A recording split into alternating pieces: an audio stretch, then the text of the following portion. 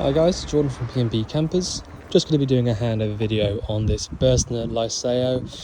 It's a T744 model and it's based on the 2.3 turbo diesel 150 horsepower multi-jet 2 engine of the Fiat Ducato. So these Fiats are super reliable, really nice to drive. The paint code, so the white paint on this, the cab and the rest of the body, is Fiat 249, as you can see there. So any touch-up paints need to be in 249.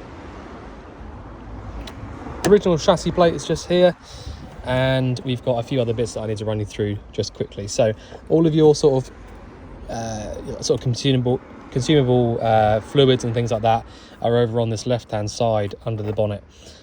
So to get to these ones just here, you need to take this little cover off here. But essentially we've got washer fluid over in the top left hand side. You've got your power steering fluid inside this one, engine coolant, and your brake fluid. Below that we've got your engine oil filling point and your engine oil dipstick just here. You've got air conditioning in the cab of this particular vehicle, and your air conditioning refill pipes are just down here at the back. Over on the right hand side we've got your air filter inside this box just down here. Positive terminal for the engine battery sits underneath this little cover here, and your earthing point, or your negative terminal, is this one just up here, and it does tell you there only for jump start. So the reason they fit you those little prongs under the bonnet is because the engine battery actually sits under the floor here in the cab underneath this big cover. So to jump start it, you can do it from under the bonnet, but if you wanted to charge the battery up, really you're supposed to get down here and lift this cover up and put it on the actual battery itself. So that is where your starter battery is. Your power supply unit is just here underneath this passenger seat. This is an EBL unit. So it stands for electro block, and essentially that is just the brain of the vehicle, where everything goes to here and then gets sent off around the vehicle wherever it needs to go. Right, you have got a tyre pressure thing just there telling you what pressure you should have in front and rear tyres. This little flap just here gives you access to your diesel filling point. The next locker along is fairly important because you've got a few things in here that you need to know about. So we've got this, which is your fresh water tank. So to fill the fresh tank up, you've got this filling point just here. When the tank is empty, you can take this little cap off here and actually get your hand in there and clean the tank out if you wanted to, which is something you don't always get on motorhomes whatsoever. So it's a really nice thing to have. The draining point for this is this little bit up here. So basically, if you want to drain out your fresh water tank, you twist this valve here and all the water from inside here will drain out underneath. You've then also got your electric hookup point inside here. So if you wanted to have the cable plugged into it, you lift this little cover down, plug your cable in, and then run it through this little slot here in the door, which basically means that you can still shut the door completely whilst you're hooked up on the mains. You've also got down here your boiler drain. So if you wanted to drain the water out from inside the boiler, you twist this little blue dial at the top and a little blue button will pop out from the side down the bottom there. That will then mean that all the water inside the boiler will drain out onto the floor. And to close it back up again, you just do it in reverse. You turn the valve back to where it is now and push the blue button in. You've also got a little pipe drain over there as well. So if you wanted to drain out the vehicle ready for winter, you lift that little tab upright and all the water from the pipes will drain out underneath as well. You've got your external hot and cold water point just here, which you have got the actual hose for it there. It just basically pushes in with this little valve. So that is your hot and cold external water point. Next door to that, we've got your gas locker. So the bottle we're actually using at the moment is this one just here. So let me just have a little look at this. 2022 on the pigtail hose.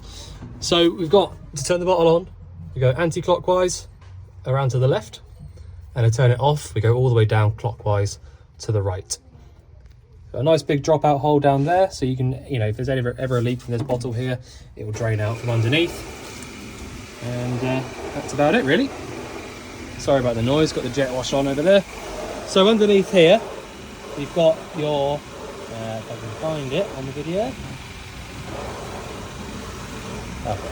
this side, you've got your wastewater draining point. So you've got this little handle here. Now inside the glove box, we have left a little thing just here. So that one there is basically the one that you would put onto that little valve on the outside and twist it, and that should then turn on and off your wastewater drain off. It's in the open position at the moment, so any water we put down the sinks or the shower or anything like that will drain out through there. So you've got the bike rack at the back of the van, 2 bike rack and reversing camera. Inside the garage at the back just here, not much to run through really, apart from the fact that you've got the original carpets inside here, a light inside there as well, and this is your jack and wheel brace kit for the actual van itself. You've got an external TV point here, so you can fit, if you want to, you can have an external TV aerial plugged into that. You've also got a sort of universal, but, well, I mean, that socket there is for when you're abroad, really. And a 12-volt point here as well.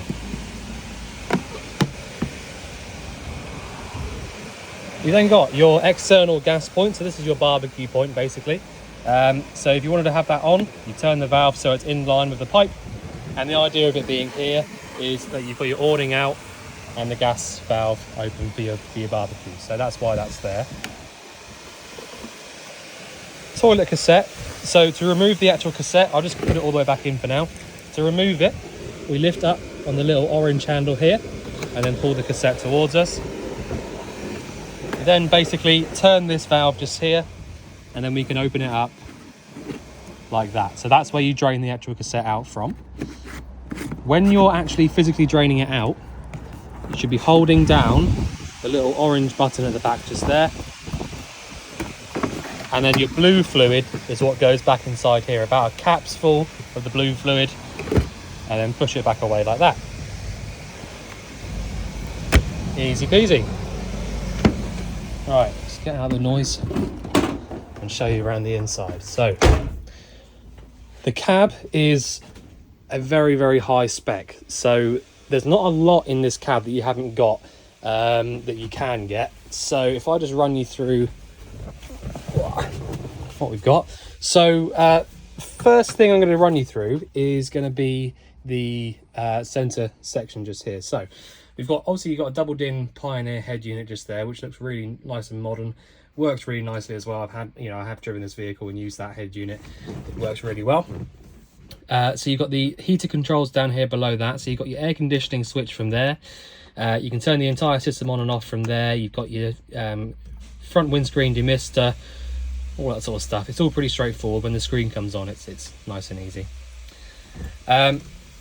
You can also, because it's a Burstner, and they tend to do this with all of their vehicles, you have also got this little switch just here which says Radio Navi.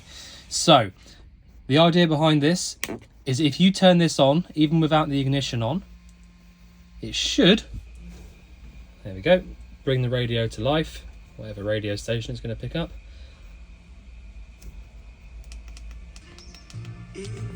And start playing through like that. So the idea behind that switch there and having the radio being able to work with the ignition off is that actually it's now going to be drawing power from the leisure battery in order to power this radio. So you can use it whilst you're camping, and you're not going to drain out your engine battery. So that's the idea behind that switch just there, and I'll turn that off now. So you're also on the automatic gearbox. These autos are unbelievably easy to drive. So if I just quickly run you through how they work. So you've essentially got, where it is at the moment is in neutral. So that's over up to the top right hand side as far as it will go. That is us in neutral. Just open the door a bit, so it's quite hot. If you want to go down into reverse, simply go straight down into reverse like so. So neutral, reverse. And if we want to put it into drive or automatic mode, we put it into the middle and then let go of it, and it will go over to the left-hand side. You should then, once you've done that, you should get a number, and if it's in automatic mode, you have a number and A. Okay, so if it's not in automatic mode, you'll just get a number without the A next door to it. And what that means is that you're in manual mode, and you have to go down and up through the gears manually like that. So to switch between automatic and manual modes, you literally just press once to the left and it will take the A away or put it back on up on your screen. Back up to neutral like that. The only thing I do like to mention on these autos is that because it's not a fully automatic gearbox, in the sense that you haven't got a park function on the gear stick there, you do have to make sure that you use the handbrake every time you come to a stop, or at least every time you want to park up. Your sort of standard fully automatic gearbox will always have a park function on it, which is actually, you put it into park and it'll put a pin across inside the gearbox and stop you from moving. Whereas this one, if you put it into neutral, so let's just say you're on a hill, for example, you put it into neutral and you let go of the foot brake, you will just roll away because there's nothing inside the gearbox to stop you from actually moving. So you do have to use that handbrake every time. But that's not a bad thing, really. It just stops the handbrake from getting seized up anyway. So next door to that, we've also got your cruise control function down here. Indicators and lights are on this top left-hand stalk. Washers and wipers are on the right.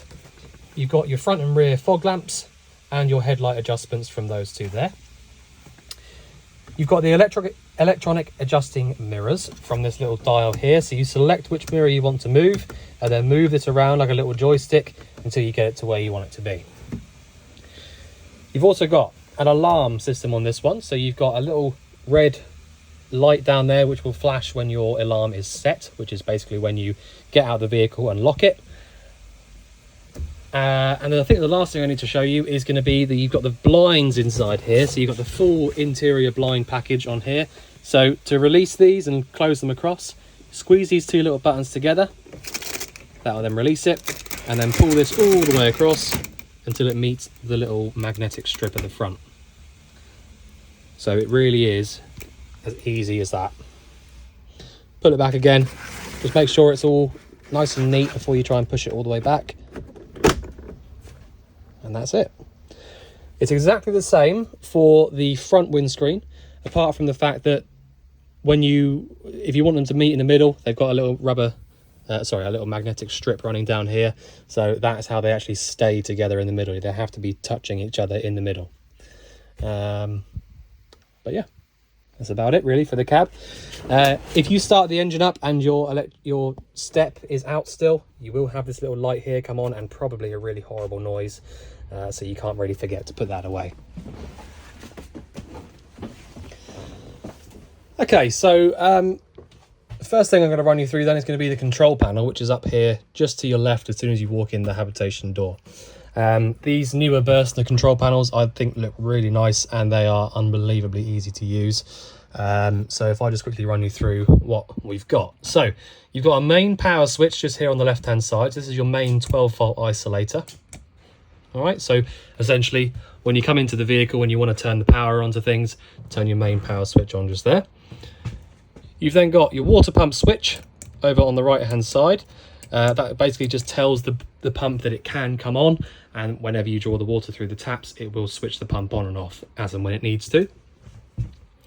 You've then got your battery level tester. So sorry, I can't get my words out today. So you've got your leisure battery testing one here. So if I press on that one, it shows us there 12.5 volts in your leisure battery. So that is perfect.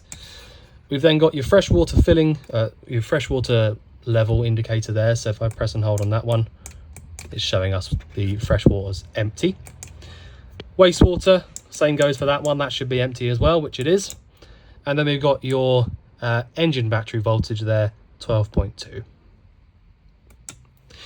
So as long as your batteries don't go right down into the red, you're absolutely fine. And if they do start going down towards the red, it's not the end of the world. All it really means is that you need to plug the hookup cable into it for a little while to get the battery charging up, if it's the Leisure. Or if it's the vehicle battery, then obviously you just want to start the vehicle up or take it for a drive or something, and that'll get your batteries topped right up.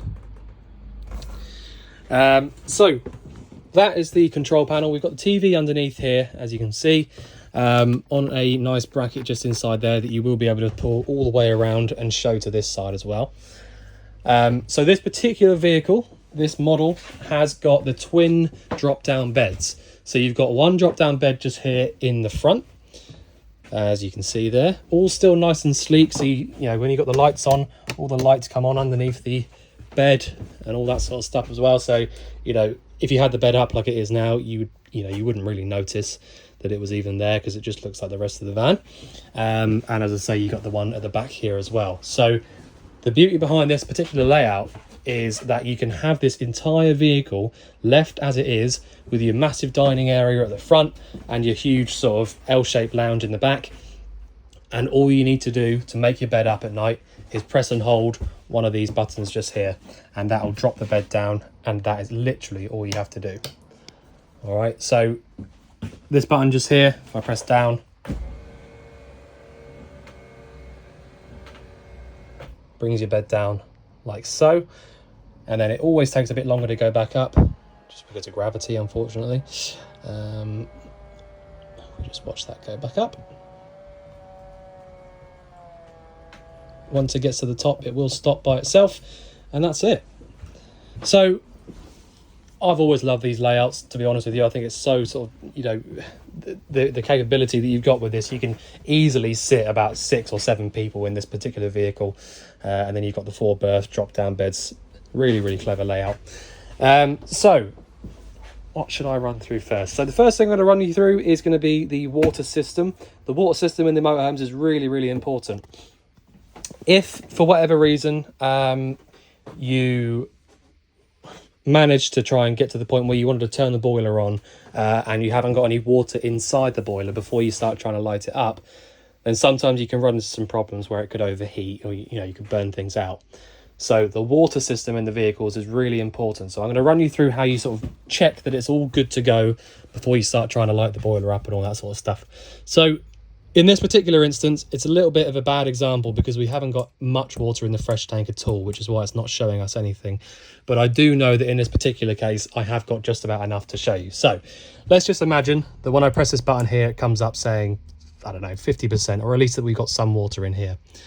All right, so that's going to be your fresh water level. So you know then that you've got some water in the tank to be used. You then turn your water pump switch on just there, and just literally come over to this kitchen tap here, turn the tap to the hot side and lift the tap up.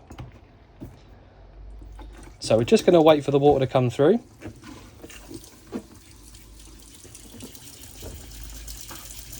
All right, so we've got a little bit of air in the system there, not much, but a little bit. I'm now going to turn it to the cold side, and I'll turn it off. Right.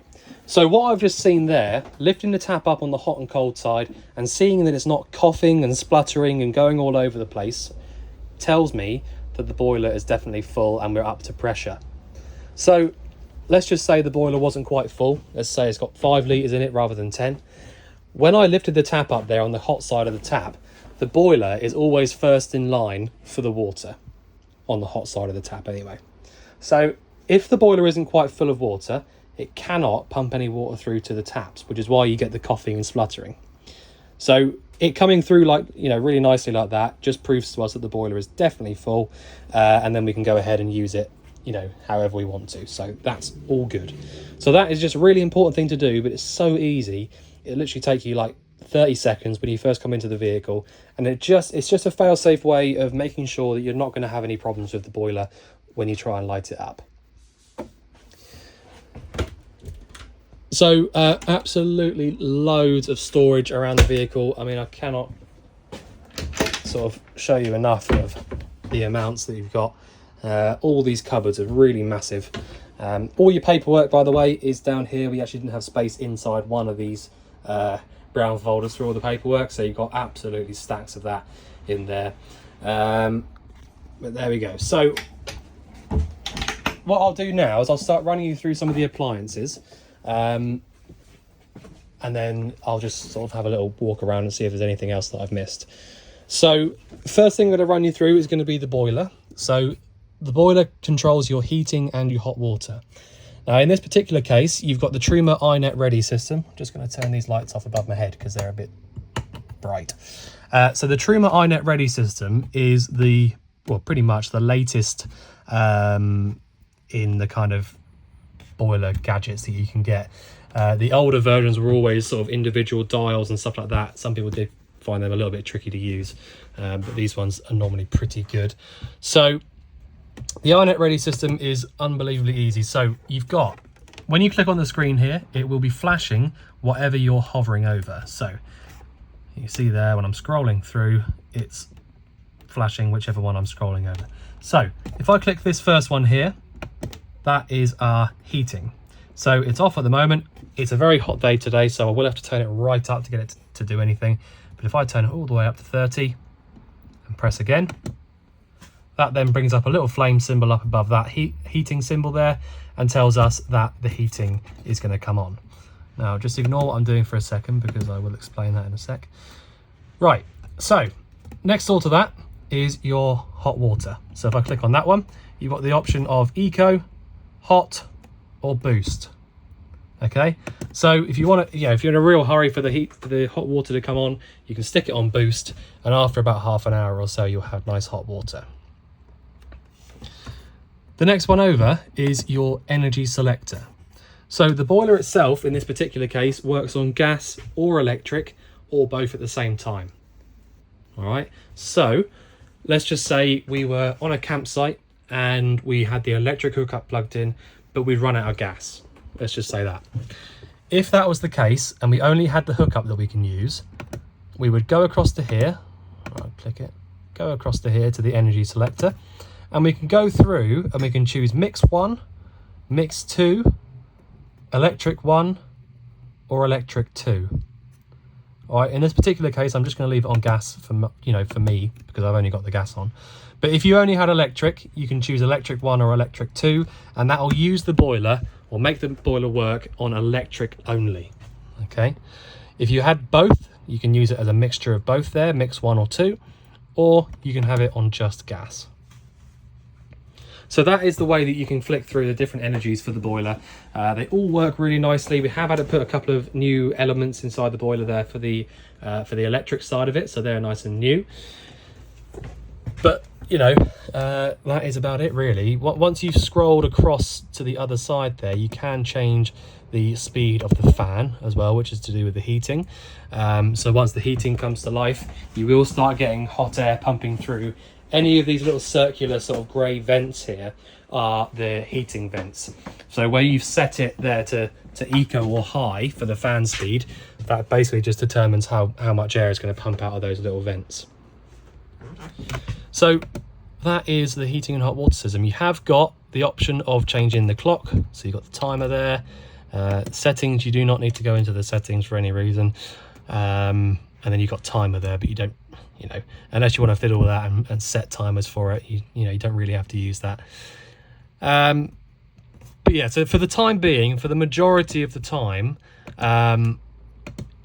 you're normally just going to have it on gas. Okay, so you're going to leave it just there on gas.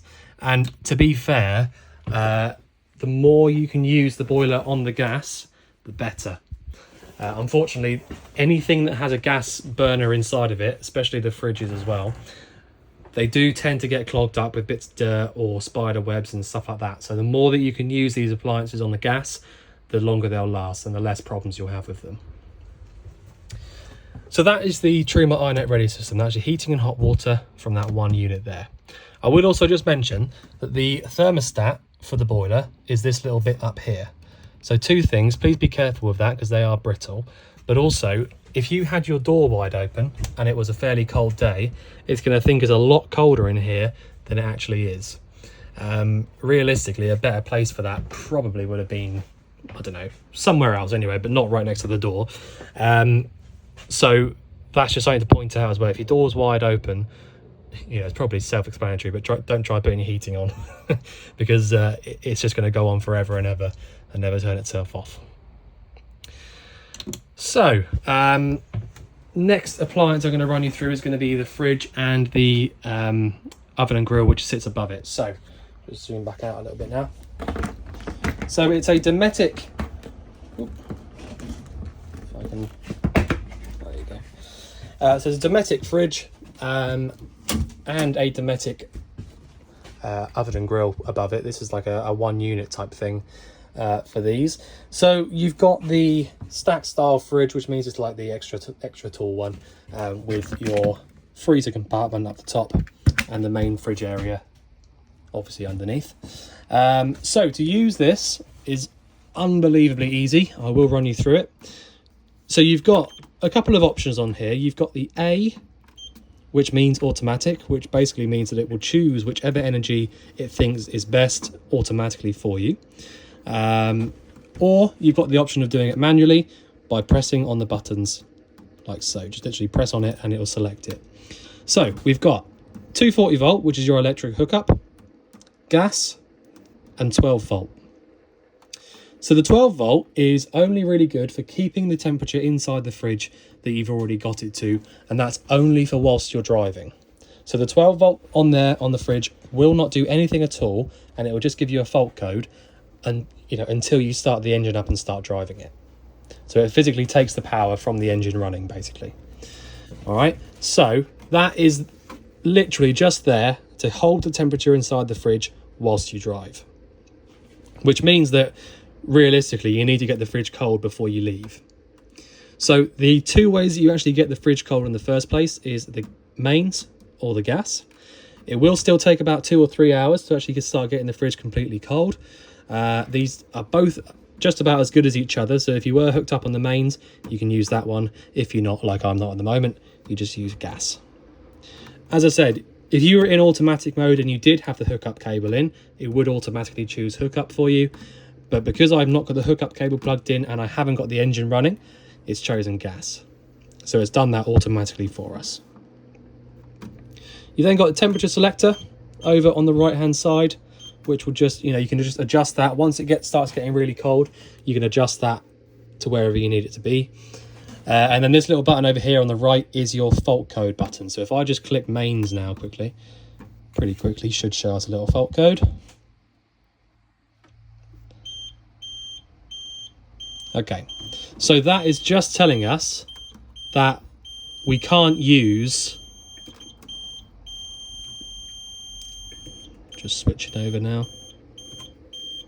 I'll just press and hold on this quickly and turn it back on. So pretty quickly, if you choose something that you can't actually use, it will pretty quickly start flashing at you and telling you that you can't. So you can't really go too far wrong with it. But there you go. So that's how you use the fridge. Nice and easy on that one. To use the oven and grill is a little bit high up, but that is just what these vehicles are like. If you want to light the grill up, well, actually, tell a lie, it's just an oven on this one. Sorry about that. It's just the oven, just because I saw this little symbol here and I thought it was a grill one, and I've just had a look and it's not. So if you want to light the oven up, you push in and round to the left, and that will light your oven up straight away. Just hold it for a couple of seconds and then let go. All right, so that flame has stayed on nicely. And then you've got your gas marks just there. Yeah, sorry about that. I didn't see that it didn't have the grill at the top. It's just me being completely blind as per usual. So yeah, that's how you light the oven up. Nice and straightforward, like so. So, after that, what have we got? So we've got the 3-burner hob up here, which has got a little bit of something there. You have got your own ignition for these specifically. Okay, so if I just light these up, you can see there working really nicely. You might not be able to see it very well on the video there, but that is literally all you have to do on that. Only other thing I'd point out on these is that you need to make sure that you allow one of these, but whatever burners you use, whether it's all of them or just one of them, please allow them to cool down before you start putting the lid down. And that's basically just because if it's really hot underneath here and cold on the top, these lids can shatter. So just allow it to really cool down before you start putting the lid down. Just something I like to point out. So you've got a little cover here for the sink. Pop that back on now. I think the bathroom is going to be the last thing I need to run you through. You've got another TV just back there. Other little thing. So you've got a little lever just there, which allows you to pull this door all the way across. All right. So I just thought I'd point you that out, just in case you didn't see that. So when you want to close this back up again, just close it there and lift that up, and that'll then stop it from coming out whilst you drive. The bathroom in here is a really nice size, so you get a proper separate shower inside here. There will be a light switch somewhere or other. There you go. Not two there. So you've got a nice bit of storage inside that cupboard there as well, and a skylight up the top for any condensation. So yeah, the shower unit there, completely separate, closes up with this door here, and you've literally just got a hot and cold tap on that one. Hot and cold tap, same goes for this one here.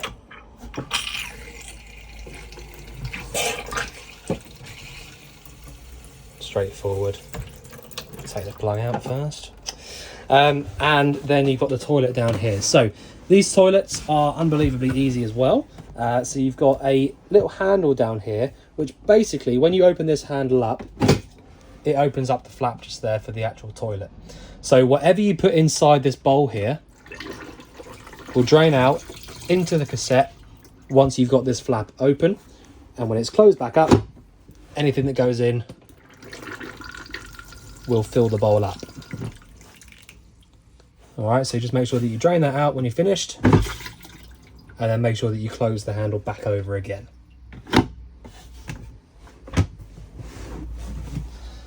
And that is about it. Right, so I think I've covered everything. There are obviously going to be little bits and pieces that I haven't mentioned, but the majority of the other stuff in the vehicles is normally pretty self-explanatory. There are going to be things, you know, with every motorhome, there's always bits that are a bit different to different ones, but you'll work those bits out. But if there's anything you think you want, you know, if you want me going through anything else or anything you think I've missed out, just give us a shout. But otherwise, look forward to seeing you soon. Thanks very much.